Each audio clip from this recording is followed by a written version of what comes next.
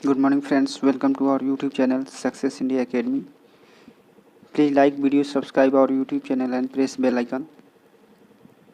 आज की क्लास में हम RC circuit analysis phasor diagram alternating current के बारे में जानने वाले हैं। हेलो फ्रेंड्स, इस वीडियो में हम लोग सीरीज आरसी सर्किट का फेजर डायग्राम के बारे में पढ़ेंगे। तो ये आपका सर्किट है, एक रेजिस्टेंस सीरीज में है विथ कैपेसिटर सी, और इसमें अप्लाई किया गया voltage V, sinusoidal voltage V equal to Vm sine omega T. मान लो voltage drop across resistance VR है, voltage drop across capacitor VC है और करंट इसमें I फ्लो कर रहा है।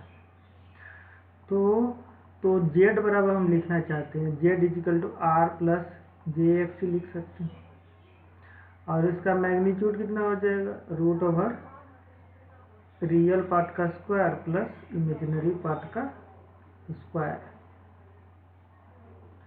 अब बताइए, यदि हम मल्टीप्लाई कर देते हैं करंट के मैग्नीट्यूड से दोनों तरफ, तो क्या हो जाएगा,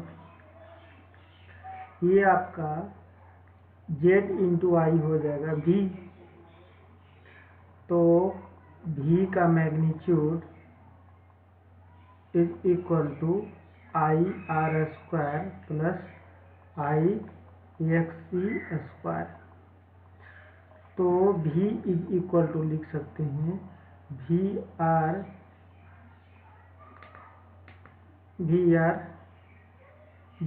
स्क्वायर प्लस VC स्क्वायर। एक बात यहाँ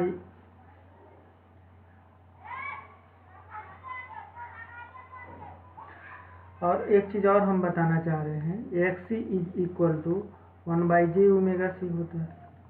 अब क्या किए, हम J से मल्टीप्लाई कर दिए ऊपर नीचे, तो कितना हो गया, -1/ओमेगा सी। तो यहाँ देख सकते हैं कि -j/ओमेगा सी। तो यहाँ क्या है, -j है तो निगेटिव J एक्सिस पर होगा, क्योंकि ये आपका ये होता है रियल एक्सिस, ये होता है इमेजिनरी एक्सिस। इधर यहाँ पर होता है इधर J प्लस, यहाँ इधर नीचे हो जाएगा -j। तर इसी तरह रियल का पार्ट का पॉजिटिव इधर होगा right side, left side negative part. अब यहाँ पर क्योंकि J निगेटिव है, इसलिए हम Z का फेजर डायग्राम बनाना चाह रहे हैं। तो ये आपका ये रेसिस्टेंस R हो, और करंट को हमेशा रियल एक्सिस पर लेते हैं, और XC होगा डाउनवर्ड डायरेक्शन में, क्योंकि -j है इसलिए। और ये दोनों का फेजर सम आपका है Z। मान लो रेसिस्टेंस और इम्पीडेंस के बीच का एंगल थीटा है, तो tan थीटा को हम लिख सकते हैं XC/R। थीटा को लिख सकते हैं tan इनवर्स XC/R। अब क्या करते हैं, फेजर डायग्राम में I से मल्टीप्लाई करते हैं। ये आपका रेसिस्टेंस R है, तो इसको मल्टीप्लाई करेंगे I से, I इंटू R, तो ये हो जाएगा VR। उसी तरह से XC में भी मल्टीप्लाई करेंगे यदि I से, तो क्या हो जाएगा, I into XC which is equal to VC, और दोनों का फेजर सम हो जाएगा आपका V, टोटल वोल्टेज V। अब मान लो एंगल थीटा बन रहा है VR और VC के बीच, VR और V के बीच, तो tan theta is equal to लिख सकते हैं tan इनवर्स VC/VR।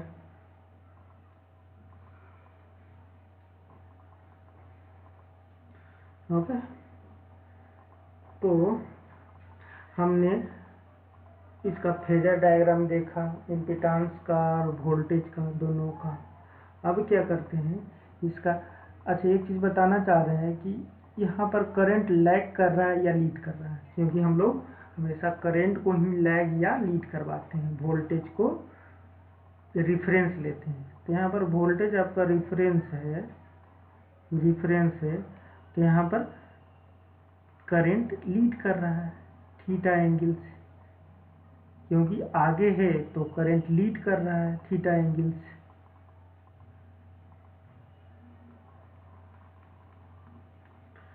आगे या लीड है, तो हम लोग लिख सकते हैं यहाँ पर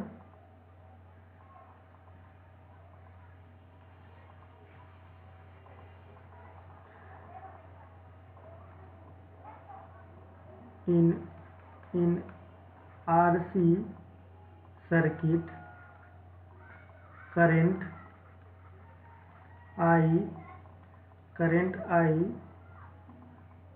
leads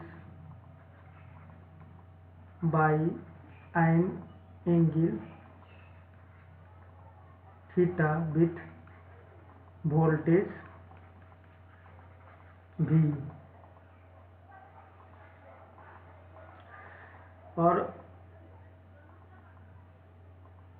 और इस सर्किट का यदि पावर फैक्टर के बारे में कोई पूछे तो हम लोग क्या बोलेंगे, पावर फैक्टर इस सर्किट का हो जाएगा, आरसी सर्किट का पावर फैक्टर हो जाएगा पावर फैक्टर। पावर फैक्टर होता है cosine angle between voltage and current. तो यहाँ पर वोल्टेज और करंट के बीच एंगल थीटा है, तो यहाँ हो जाएगा कोस थीटा। तो ये आपका लीडिंग पावर फैक्टर होगा, क्योंकि यहाँ पर करंट लीड कर रहा है वोल्टेज।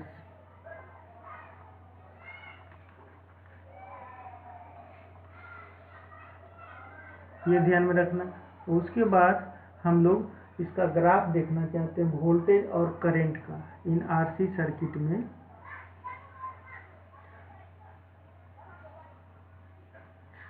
तो देखिए V is equal to Vm sine omega T, तो I इज इक्वल टू लिख सकते हैं V बाई जेड। तो V is equal to Vm sine omega T by Z का मैग्नीट्यूड एंड इसका एंगल, क्योंकि ये आपका ये R था, ये XC था, ये Z था। तो Z इस केस में इस डायरेक्शन Z यदि इस क्लॉकवाइज है, ये एक नोट सबको लिखना है कि आपका एक्स एक्सिस बाई एक्सिस है, तो यदि एंटी क्लॉक बाई डायरेक्शन में यदि मूव करते हैं तो एंगल होगा पॉजिटिव, और क्लॉक वाइज मूव करते हैं तो एंगल आपका निगेटिव होगा। तो यहाँ पर इस केस में एंगल क्या होगा, थीटा निगेटिव होगा।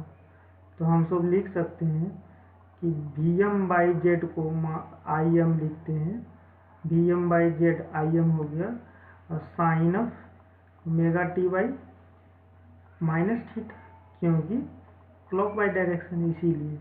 तो यहाँ पर लिख सकते हैं Im साइन ओमेगा टी, और माइनस माइनस प्लस हो गया थीटा। अब I इज इक्वल टू हम लोग जानेंगे Im sine omega T plus theta. अब ये ग्राफ हो गया, ये ओमेगा टी एक्सिस हो गया, ब्लू कलर का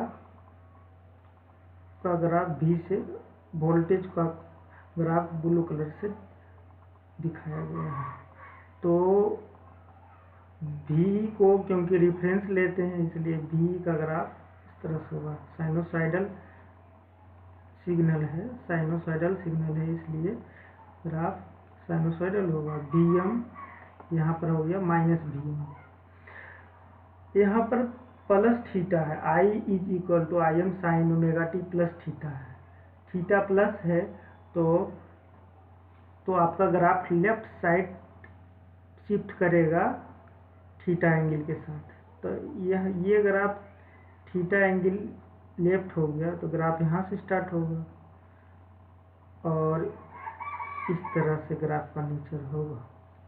तो ये ब्लैक कलर का है, I is equal to Im sine omega T plus theta का ग्राफ, और ब्लू कलर का ग्राफ है V is equal to Vm sine omega T. तो यहाँ से भी हम लोग देख सकते हैं कि करंट लीड कर रहा है थीटा एंगल से, क्योंकि at omega T is equal to 0 voltage का वैल्यू 0 है लेकिन करंट का वैल्यू कुछ है।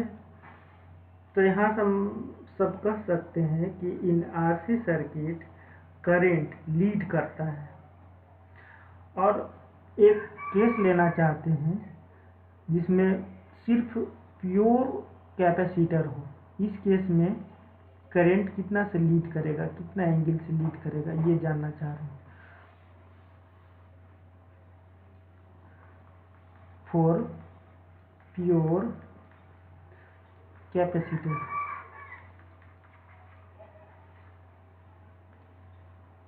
ये आपका सर्किट वोल्टेज अप्लाई किया गया साइनोसॉइडल, ये कैपेसिटर है, इस V इक्वल टू था Vm साइन ओमेगा टी। तो हम देखे थे कि आरसी सर्किट था तो उस केस में ये R था और ये I था, VR था और ये आपका नहीं था, ये आपका VC था, क्योंकि यहाँ पर R का वैल्यू 0 है, इस सर्किट में R का वैल्यू 0 है, इसलिए VR का वैल्यू भी 0 होगा, क्योंकि I इंटू R 0। तो बताओ ई टोटल वोल्टेज V था। तो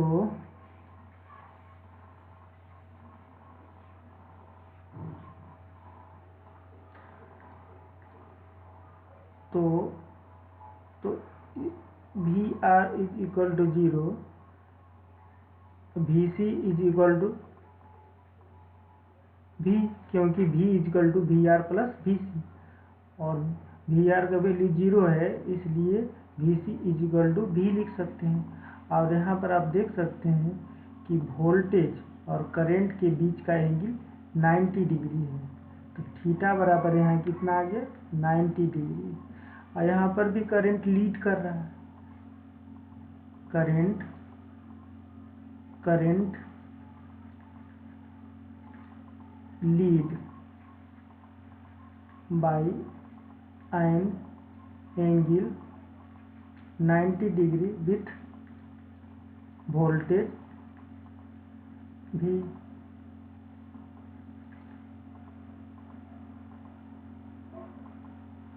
और एक चीज़ और बताना चाह रहे हैं, इसका power factor, leading power factor कितना होगा, पावर फैक्टर हो जाएगा cos theta. Theta is angle between voltage and current होता है, तो कोस 90 का वैल्यू 0 होता है। तो यदि प्योर कैपेसिटर है तो पावर फैक्टर का वैल्यू 0 होगा।